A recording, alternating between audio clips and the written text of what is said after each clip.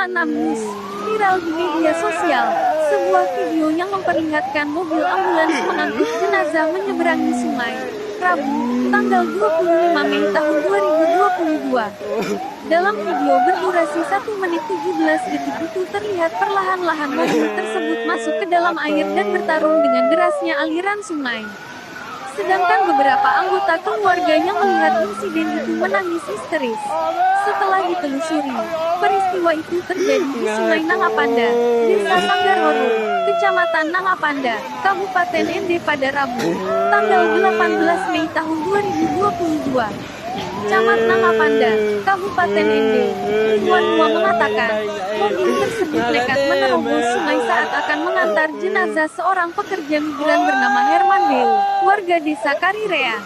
Jenazah tersebut dijemput di Maumere oleh Dinas Transmigrasi dan Tenaga Kerja Kabupaten Ende, selanjutnya diantar ke kampung halaman.